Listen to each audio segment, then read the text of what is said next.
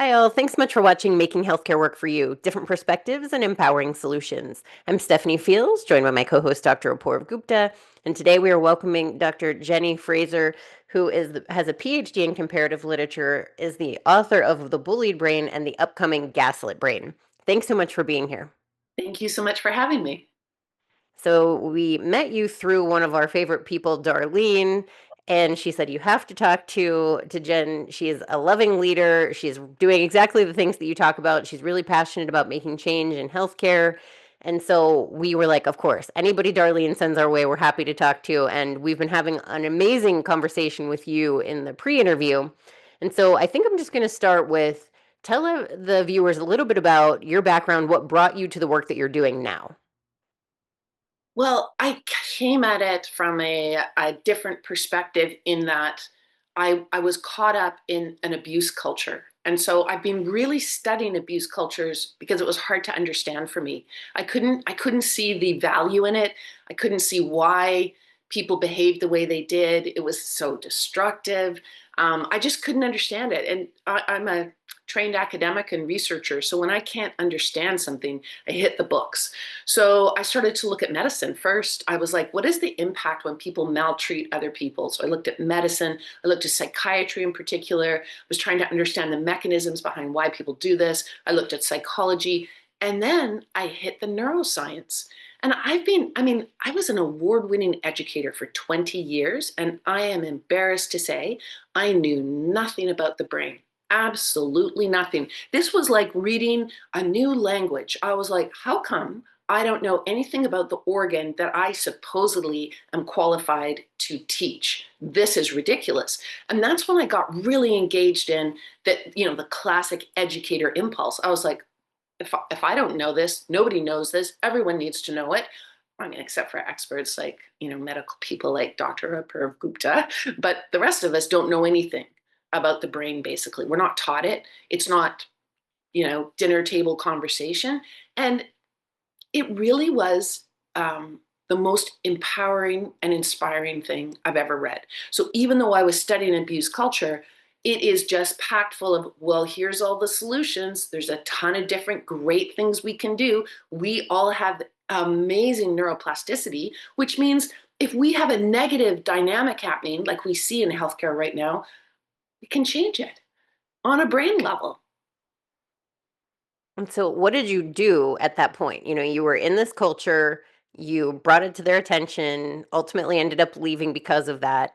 And what did you discover along the way? Because it sounds like there was really all of these things that were happening. You had all your renaissance of knowledge around the brain and the neuroplasticity, the belief that people can change, that you can change, but also that this is something that was the accepted norm.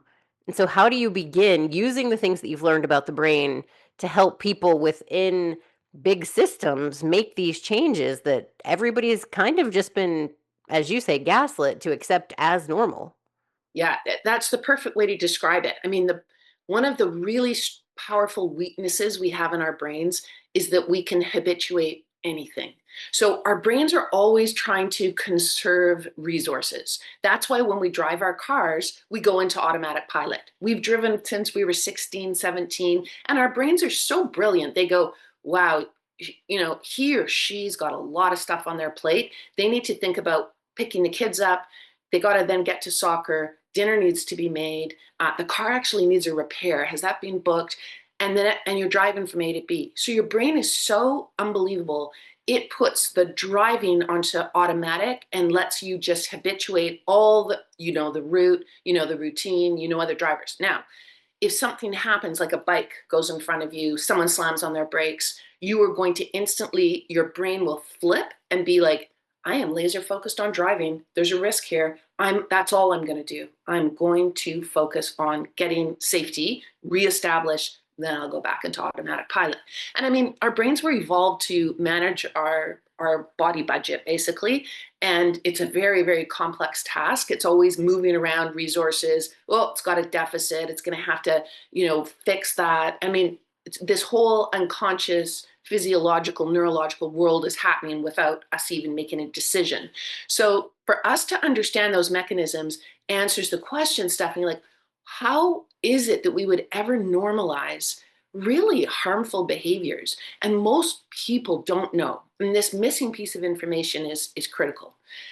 Most people do not know that all forms of bullying and abuse, so all forms of maltreatment, including all the forms that do not touch the body. So let's think about humiliation, shaming, raging, berating, ignoring is deadly for the brain. Ignoring someone is so bad.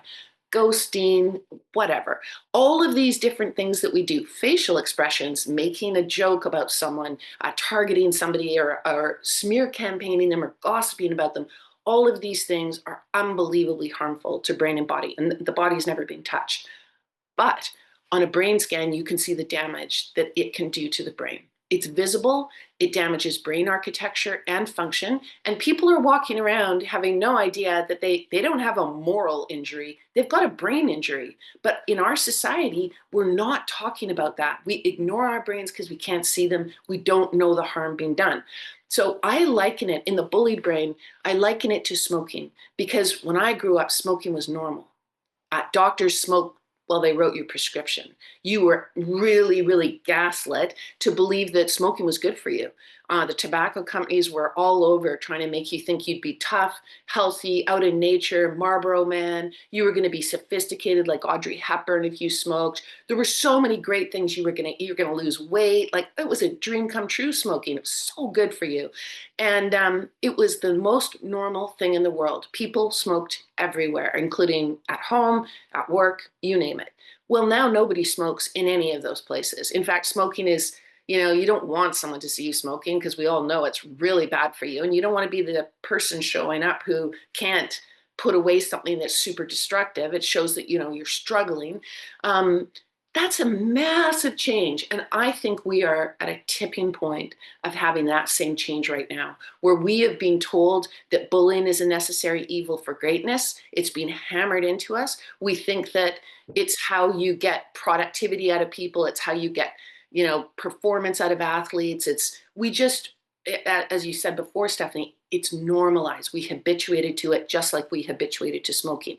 Well, the fact is, it doesn't do anything for you but shorten your lifespan, give you chronic illness midlife. It's the most dangerous, insidious, destructive thing. Can we change? Absolutely, but we have to get the knowledge out there. Wow, Jenny, you really covered so many points in that. Normally I'm interested in like the thinking of, okay, so what's next and where are we going and how do we turn this around? But I'm tempted to actually go backwards a little bit and understand this a little bit more, because what's striking me is how this becomes an individual behavior, and then how does it become a culture? Whether it's societal, as you were just talking about the smoking example, or organizational. Is there something that's happening, but within an organization where we're attracting this kind of thinking, or reinforcing this kind of thinking, or just the folks who are already kind of inclined to think this way are drawn to an organization, or are we all inclined to think this way and somehow, this is just, becoming rampant then, throughout the way we work. So I'd love you to unpack that a little bit more for us. Like, how is this becoming cultural? The most clear way to tackle this issue is to talk about empathy erosion. So most people don't know that so let's define empathy first, because sometimes people get mixed up about it. Empathy, to remind everyone just fast, it's when you walk in someone else's shoes. Empathy is when you look through their eyes. You don't see them as different. You try as much as humanly possible, and it is one of our superpowers as human beings, is that we can actually get into the mindset as best as possible. We can make mistakes, there's no doubt about it, and that's why we want to do perspective checking and say, is it in fact how you were feeling? Is this what you were wanting to do, or was this your thought process? We need to check in, but the bottom line is, at all times, we are looking at one another's thinking, feeling, and intending. So that's our cognitive empathy. We have an ability to use theory of mind to think about how someone else might be thinking, feeling, and intending. We're born with it.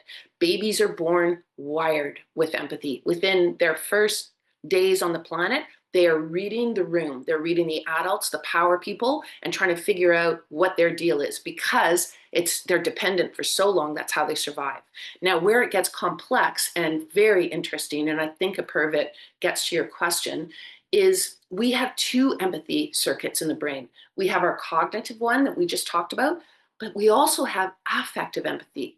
And the most interesting neuroscience studies have been done on putting not just one person, not just one brain into an fMRI, putting two brains into an fMRI. Now, they hurt one brain. They take a pin or something and they prick the person, they hurt them, and the other person observes it. Now, the brain observing it, if they have healthy affective empathy, if their circuit is in good shape, then they will react in the same way as the person in pain. The two brains simultaneously will look the same, but the person who's observing will have a muted reaction to the pain, but they will mirror it. Why does this happen? That's how we save each other. Now, what's really interesting in Australia is the Kalahari Bushman. You will have a Kalahari Bushman 20 kilometers from another one. If the other one gets into danger, they're in attack by a predator, something's happened, they've fallen 20 kilometers away, the other one will start running until he gets to the person in trauma so he can help them. So we have this incredible capacity. Now, what's happened is, how does it become organizational? How do we see children who are imitating adult bullying cultures? How is that possible? And if you look at kids on a playground or in a locker room in a high school, and you look at geopolitical politics and what leaders of nations are doing, unfortunately for all of us, it's identical. There's only three components to a bullying culture, and you can see how it infects an organization. All you need is one or two people that have gone up the corporate ladder and have power, and they start to create a culture, and everyone falls into line. All they need to do is three things. They cause fear, they use humiliation, and the most deadly part, they dish out favoritism. So the people that benefit from the bullying culture are in a state of fear, or it's more craven and they just like getting the benefits that they did not earn, but they will lick the boots of the bully in order to get the favors. So you have the favoritism happening. Humiliation is one of the most deadly weapons you can use against a human being because it leads to shame, and shame means you don't belong. If you don't belong, you might not survive. And our brains take not belonging desperately seriously. We saw through COVID, they take isolation very seriously. It's seen as a constant predatorial threat to the brain. It means you're not safe. You're only safe in community. The brain knows that, but we haven't been trained to know what our brains need. So think big picture, think organizationally in a healthcare place, and then think children. We've taught our children how to behave this way. Now, what happens in the brain that's highly destructive? We can call it for shorthand, the brain that bullies, the bullied brain. What does it have? It has eroded empathy. It can be seen on a brain scan. Their empathy has been damaged. And it's really tragic because how do you get this kind of damaged empathy? Abuse and neglect. So, we've known since the 1990s with the ACEs study, we know from the Adverse Childhood Experiences study that children who grow up in dysfunctional homes, who suffer abuse on all kinds of different levels at the hands of adults, it's not about storms, it's not about wars even, it's just about the adults, your caregivers. If there is dysfunction, and you from 0 to 18 are on the receiving end of it, and this is just in the home. They don't look at sports. They don't look at school. They don't look at the arts program or the Boy Scouts or the other places where kids are harmed. You are coming out the other end, not only with chronic illness in midlife, all kinds of mental health issues, and a shortened lifespan, you also probably have eroded empathy. And it's contagious. This is why I think the healthcare world should be leading the charge on getting people to understand that our brains and bodies are inseparable. And if our brain is out there doing really destructive things, and we're not talking about psychological safety. We have to get really good on our vocabulary. We're talking neurological safety and physiological safety in the home and in the workplace. And if we have dysfunctional organizational culture as adults, we are training our children in that same model. I'm so amazed that we're having this conversation because it's almost like the biochemistry of the work we're all trying to do, you know, when we're to reference the loving organization. And we often talk about fear versus love. And now you're getting into a really detailed, understanding and explanation of why that's happening. And I guess the question that has always, I'm still pondering over, and have been for a long time, Jennifer, is that this negativity is highly contagious, and you've explained that so nicely to us. And we know the positivity is also highly contagious. So, is there something about the negativity that heads off the positivity? Is it more contagious, or are they contagious in different ways? And maybe I guess this starts to get us to how do we make the positivity contagious? But yeah, I'd like to understand maybe a little bit more of the biochemistry of are they just both equally contagious, and we just have to figure out which ones we can spread, or is there a reason why it just feels like negativity has become so much more rampant in within society? My personal belief after studying abuse cultures is that it is a failure in education. And that's why it's really exciting, because education is not difficult to fix. But we teach children from a very early age two deadly lessons. We teach them to obey and we teach them to comply. Well, let's say three deadly lessons. We teach them that when maltreatment behaviors occur amongst their peers, then it's a power imbalance, which is completely false. There is no power imbalance among children. There's none. But we teach children that the person who's being abusive and bullying and harmful is powerful. And we hammer this lesson in all the way through childhood, just like we tell them to obey adults. We don't tell them that adults actually you need to watch them like hawks for what kind of behavior they're using. If they're using destructive, negative behaviors, you need to be on high alert. You need to start reporting. We teach children that teachers and coaches and parents all need to be respected, that what they say is true, what they do is right, and that the child must learn to adhere to whatever system is being imposed upon them. So you look at children in Finland or children in Denmark, and then you look at children in Canada and America, and you see two different worlds. You see very happy, healthy children who are very high performing in Finland and Denmark, and you see very unhappy, unhealthy, low performance children in Canada and America. Well, why? It's because of the way we're training, teaching, raising them. We are not factoring in the child's needs at all. We are just imposing this system on them that's very outdated. I mean, the fact that the education system is the way it is right now in the 21st century is nothing short of shocking. So it's hardly surprising that children grow up with these false beliefs. They're not taught that they have neuroplasticity. They're not taught that they have the capacity to strengthen their own brains by doing all this kind of work. They're not taught about their empathy and how it's the most precious resource they have, and that we can all do training from very early on in the school system all the way through the workplace, constant reminders that empathy is what we need to work on because it unleashes that positivity. And we all make mistakes. The brain learns by making mistakes. That's okay. That's an opportunity for more compassion and care. The brain learns by repetition at timed intervals. That means a workshop is never going to teach us that positivity is a massive competitive advantage, that when brains are safe, brains can focus on collaboration, creativity, diagnosis, surgical genius, all the things that we need from the medical, our brilliant medical people, our nurses and our doctors and our researchers. If their brains are consumed with trying to navigate unsafe environments, remember going back to driving the car, that's what the brain is going to focus on. It's going to focus on risk. Am I going to be humiliated if I answer that question? I'm not 100% sure. Am I going to be made fun of in front of my peers, made to feel like I don't belong? I'm just going to put my head down. I'm going to hope I'm not noticed. I'm not going to develop. I'm not going to take risks. I mean, it's set, those negative environments are limiting, and they, as we all know, we see it in education and healthcare, they lead to burnout. All of us are exhausted trying to navigate the negative workplace environment. And as I have heard from an American doctor who's leading, as you guys are leading this exploration of how can we make positive change, you know, he called it intergenerational trauma. He said the older doctors traumatize the younger doctors, who then go on to traumatize the next generation. And it's just like the bullying that we all learn in school. And it's incredibly unhealthy.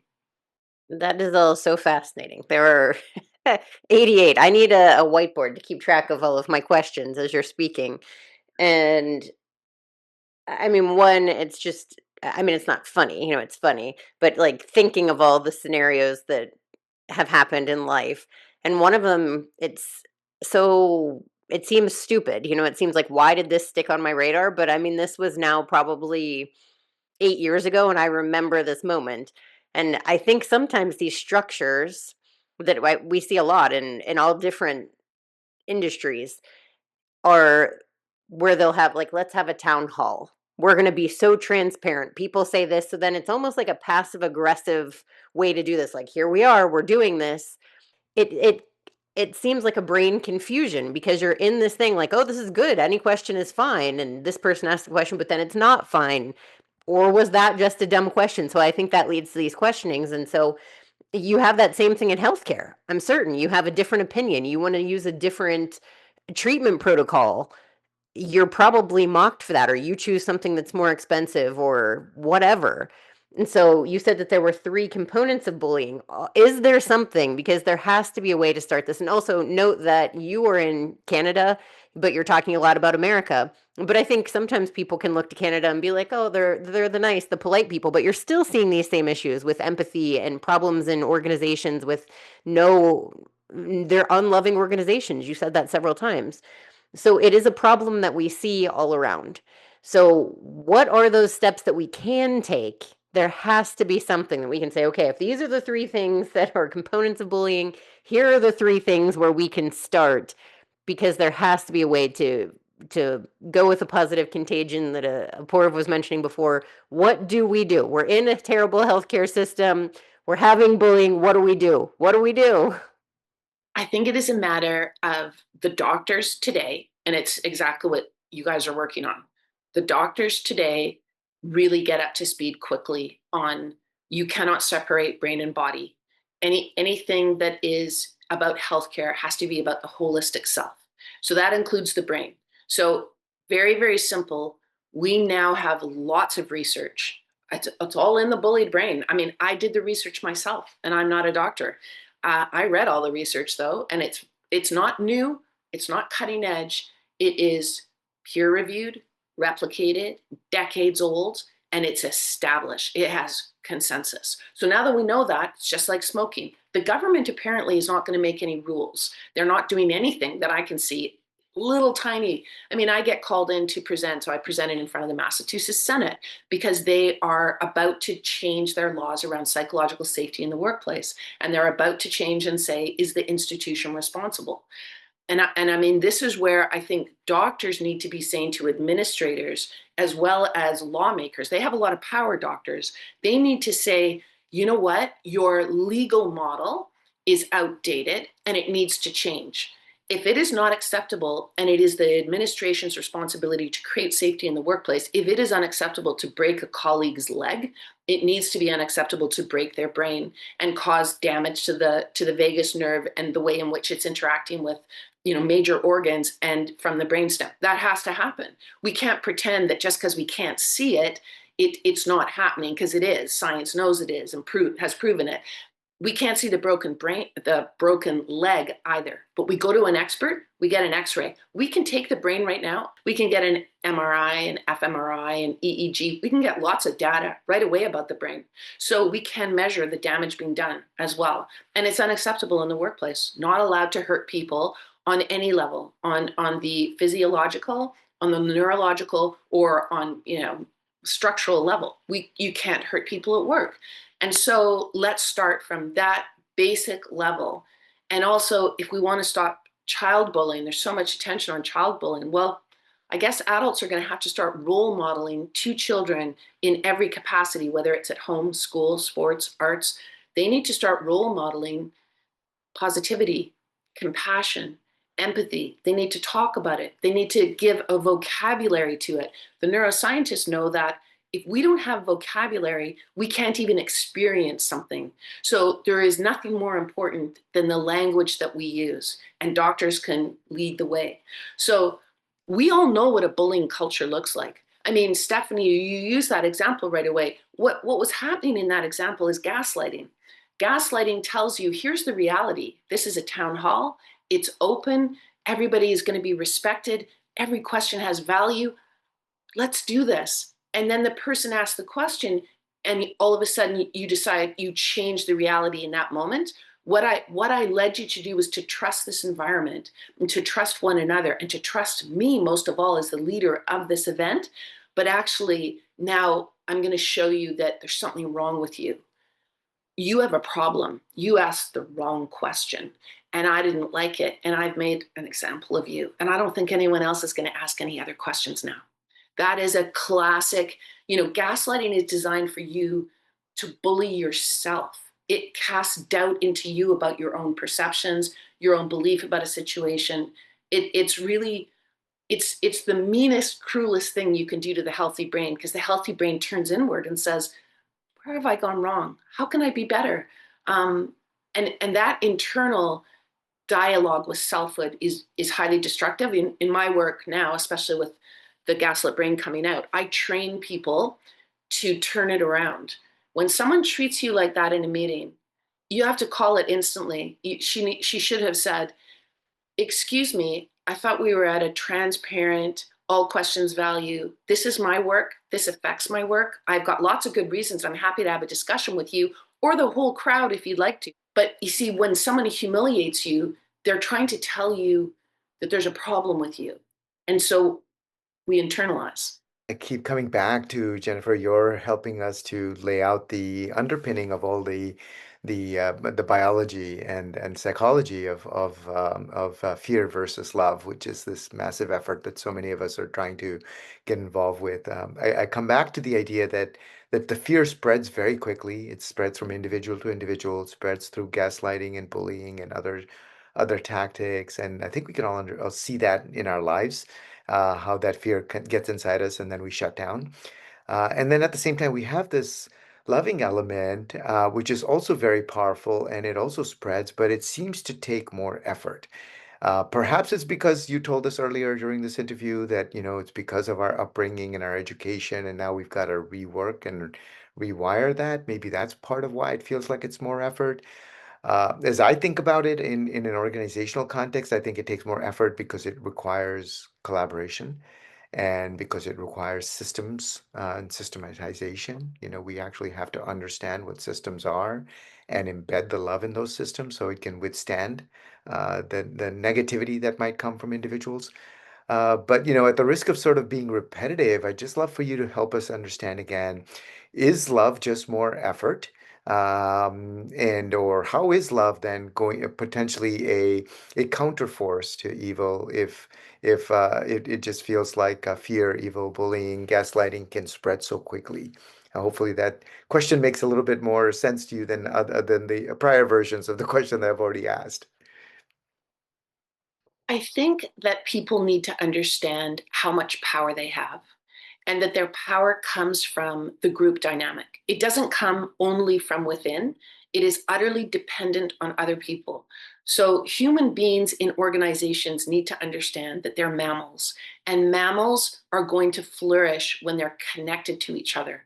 And we know that co regulation is one of the most powerful things we can do to calm down one another's stress systems. So, if I'm a doctor and I come into the room and I've just dealt with a death and having to talk to the family, I need my people to rally. They need to know what happened. We need to be able to communicate this with one another. And I need them to co regulate me because I'm the one that's got stress levels going through the roof. So rather than taking more energy, there's huge energy in the room. We can help one another through facial expressions, through using a prosody, a sing song voice, by human touch. This is all well documented that it is going to help someone take their stress levels from through the roof all the way back down to homeostasis. So we need to be trained that that is what we do. We have to feel confident to say, okay, I'm the one today. It's Monday. It's me today. This is what I've just dealt with. I need some help. And then the group rallies. When we talk systems, It's the doctors and nurses that are the big numbers. It's not the administrators, but the administrators, just like a teacher in a classroom or a coach on a team, has all the power funneled into them. And it's as if they are allowed to create the reality for everyone else. Well, no, it's not working. Sorry, just not working anymore. It's totally dysfunctional. There's power in numbers. People need to stick together and work together because that's where the power lies. The second you start splintering off and having a schismatic approach to this, it's not going to work. But what we tend to do is we hang the whistleblower truth teller out to dry. We just abandon that person the second we feel a flicker of fear about ourselves, our livelihoods, and rightly so. I mean, I'm not discounting it, but having been a whistleblower myself, I found it awfully fascinating to watch my colleagues completely look the other way, look down to the ground, not say a word, no questions asked, while they were being blatantly manipulated. And the key thing is we have to start asking why. Why do you want us to work these ridiculous hours? Why is it normal to make a young doctor who's learning at such a high rate? It must be so overwhelming. We want them to work longer hours and do ridiculous shifts. Why is all the money going to X, Y, and Z? And we're being told repeatedly there's no money for doctors, patients, and nurses. That doesn't sound true to me. Let's sit down and number crunch all together because there's power in community, power in sticking together, power in co-regulation. That's where it lies. We need to be a unified force. It's why unions work. But there's a really important point I think all people need to understand is the more power an individual accrues, the less empathy they have. It's in an inverse relationship. If you are the leader, you need to have a council of empaths, the most advanced empathic people around you at all times, and they have to make the decision with you because the person in power no longer feels anybody's pain. I loved when you were saying that if you can't see it, you can't prove it. And, so it's just harder to prove to immediately see that injury because that's fascinating. But if the brain can be injured, then can you repair it? Can we repair the brain? And is there hope? What gives you hope? So that's what I'm going to end this on. So, what gives me a massive amount of hope is that our brains are wired to repair and recover. Our brains are miraculous at repair and recover. And the reason I know this is because I work closely with Dr. Michael Merzenich. And Dr. Michael Merzenich won the Kavli Prize for Neuroscience in 2016. And that's on top of every other neuroscience award a human being could win. He is the father of neuroplasticity. He spent 40 years in his lab showing that you would not believe what we can do with our brains. So anybody ending off on this, if you so much as decide to go out for a walk in nature today, if you have a potted plant beside you, if you just look at images of nature on your computer screen, you are going to boost all kinds of things in your brain. Really healthy, great things. Your brain loves nature on every level. It craves nature. That's where it was designed to flourish. If you go for a jog or a bike ride or a fast walk or skip or swim, you are going to boost BDNF in your brain, which is brain-derived neurotrophic factor. It's a fertilizer for neuroplasticity and neurogenesis, the birth of new brain cells. It's incredible. You can just do that by 15 minutes of sweating. It's the best thing in the world for your brain. It lowers your stress hormone cortisol, and it makes your brain more resilient to stresses you're going to have tomorrow. You could definitely go and connect with all your people you love, because the more time you spend with loving others, the more you're creating organizational culture that's built on love, which is our brains crave love and connection and community. They are never happier than when we're all together. So, I mean, 3 little things all of us could do in the next half an hour that would massively boost our brain health. And then the final thing is, if you have suffered traumas to your brain, or if you have suffered like a concussion, or you're getting older and you need to really strengthen your brain, go to Brain HQ, go to the brain gym, do cognitive exercises. It's the only one. Sudoku doesn't work, bridge doesn't work, tennis doesn't work, not even paddleboard works. You need to go to Brain HQ. It's designed by neuroscientists, takes half an hour a day, it's cheap, and it does wonders. The science behind it is stunning. It does wonders for strengthening your brain and keeping it healthy as you age.